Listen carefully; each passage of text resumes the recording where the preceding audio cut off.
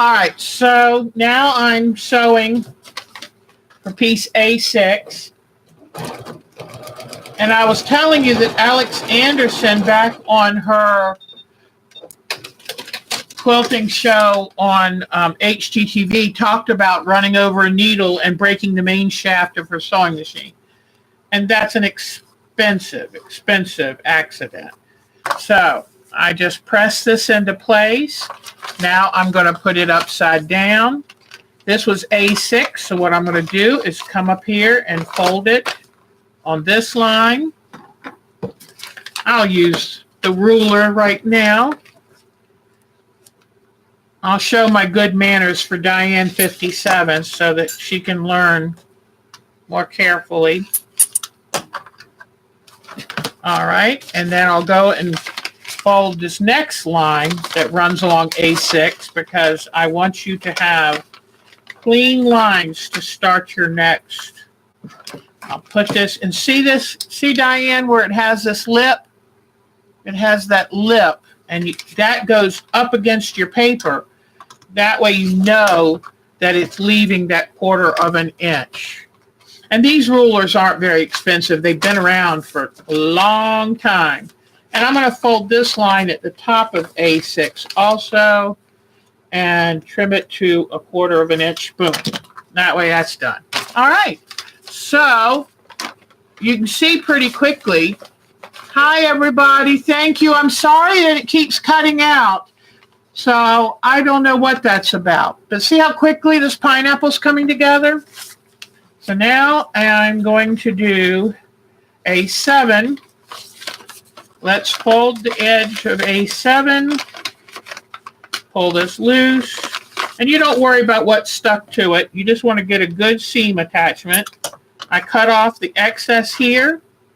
Now I've got a nice 1/4 inch. So I put this next piece right there.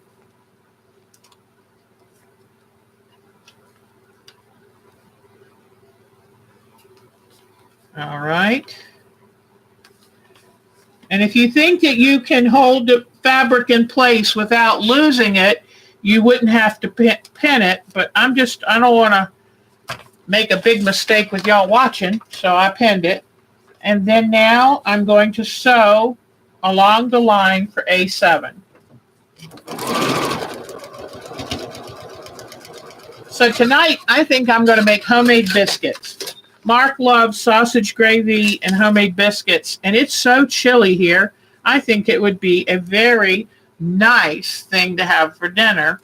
So I watched someone the other day on YouTube making homemade biscuits, and it just made me want them.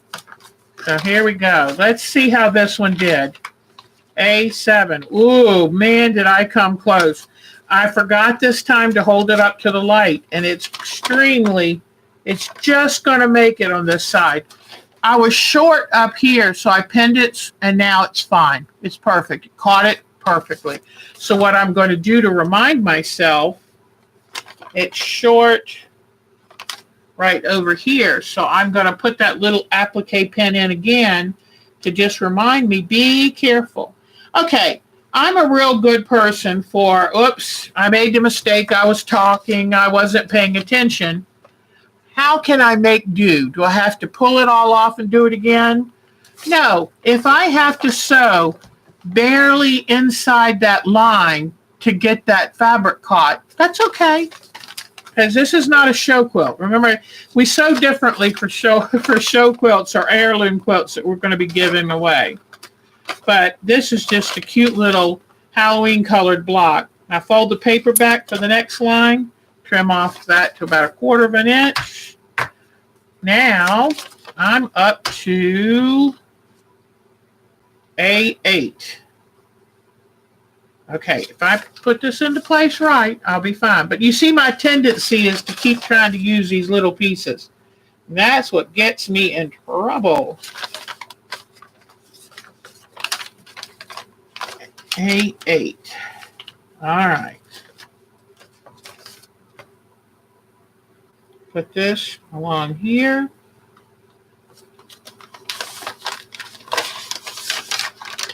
Hold it up to the light. Oops, hold it up to the light. Make sure that I've got enough on either side.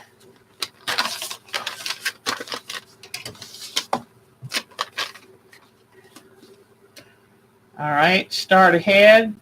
So down perfectly on top of the line and just a little past the line. All right, let's see how I did. Good. Caught all the seams in.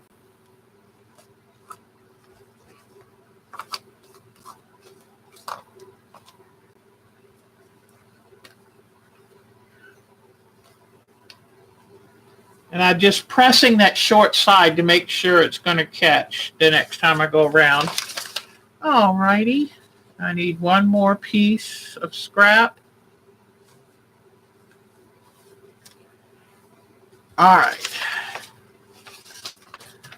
You're having chicken, Bonnie? What is Melissa going to have? Oh, okay. Yeah, and she's talking about the rulers. Here's the 6-inch ruler, and here's the 12-inch ruler. And if you're doing small, 6 inches or less, this is great. Or you can use the big one for bigger pieces.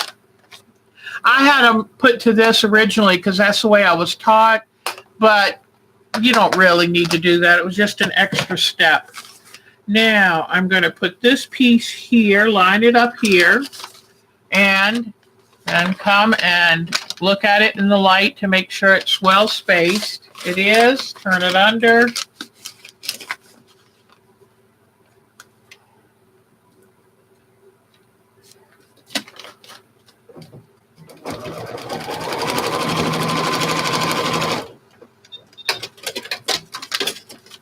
Okay.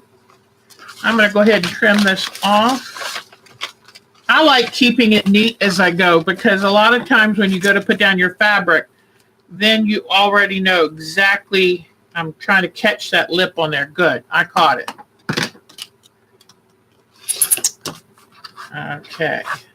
And I think I've told you before, but I love, love, love these Martelli rotary cutters. They're very ergonomic. And since, you hold it, your wrist is smooth like this, so it's not hurting carpal tunnel. Also, you're able to put more weight on it so you don't have to stand up to cut. So I do love this. All right, so I trimmed that. Now I see that Diane's going to have barbecue sandwiches. Okay, here's a question for you. Do you put mayonnaise-based coleslaw on top of your barbecue in the sandwich? Because I think it's a regional thing. I moved to North Carolina, and in North Carolina they use a vinegar slaw. And since I'm a mayo girl, I don't like vinegar slaw. It's kind of a red barbecue, red coleslaw, and I like the nice mayonnaise creamy, because to me, that creaminess kind of helps cut the spiciness of the barbecue. All right. And if you ever have a chance to go to a pig picking, do it. It is yummy.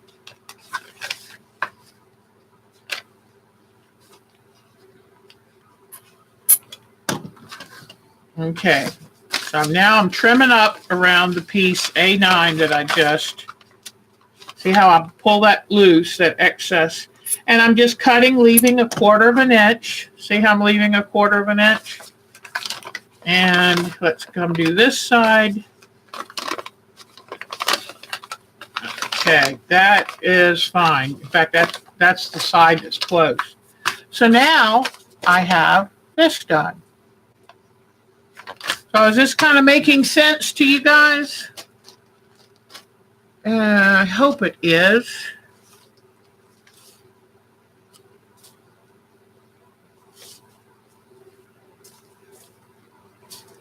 But I know we're all kind of getting close to dinner, so you don't have to hang around too long. I understand.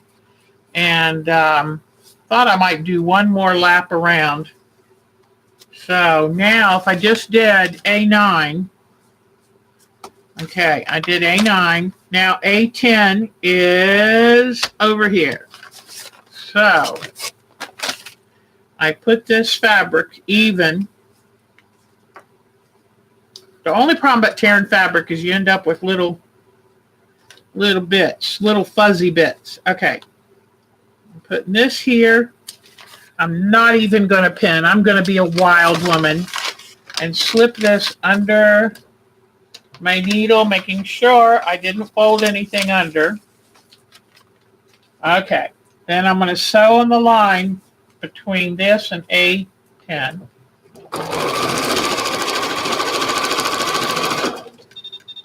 Okay. Whoops. I always want to pull the fabric away before the scissors have had a chance to truly cut. So now I sewed that big piece of fabric, so it only makes sense that I have to trim it down. So I'll come over on this side, trim it 1/4 of an inch. Then I'll come over at the end of it, fold the paper.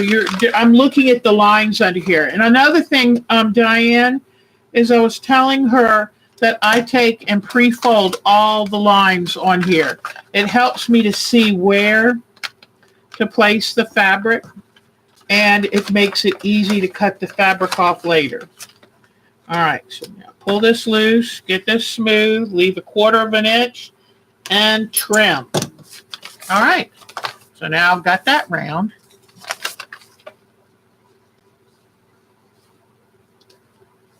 And whenever you have to go, don't feel like you have to hang around to be polite.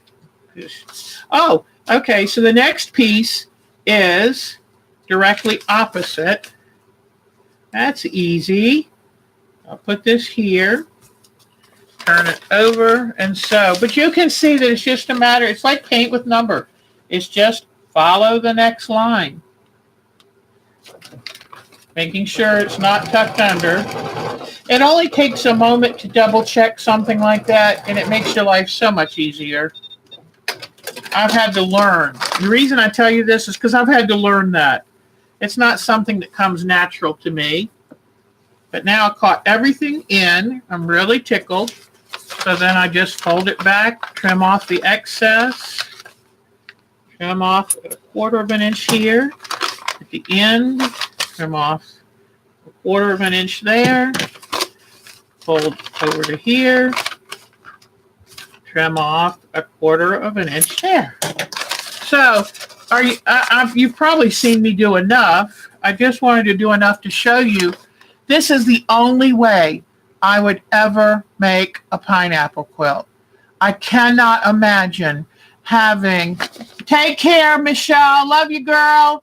You're the best. But I ordinarily would never take all the little triangles needed to do this. That would be insane. So that is your paper piecing tutorial for today. And I appreciate you hanging in there through that. It's always, I like covering something that we can learn from. I have no idea what we'll talk about next time. Why don't we leave it as a surprise? So y'all are the best. Let me bring it back up so I can say hi to you. Don't look at my wrinkles while I back out. There we go. Okay, you can't tell I'm 62. No, not at all. But anyway, thank you. Thank you. Were there any questions I needed to answer? But y'all are the best. Y'all are just the best. Thank you for joining me again today. And my bird who's no longer tailless. Oh, Diane, are you still there, honey? Look at, I don't know if you can see her up there. Let me just try to zoom in. Her tail feathers are coming back beautifully. See those sticking out there? She's got like 10 or more tail feathers coming back in. I'm so tickled. So everybody's doing good. And Diane, you also missed the fact that my son and his wife are having a baby boy. So they had their gender reveal last night. It was very special. So thank you again for being here. Y'all are so good. And it's fun to chat with you. Now go make your dinners. Let me know what you got. I can always use dessert ideas, so be thinking about that for next week. Take care and have a great week, and do something that feeds your soul. Bye-bye.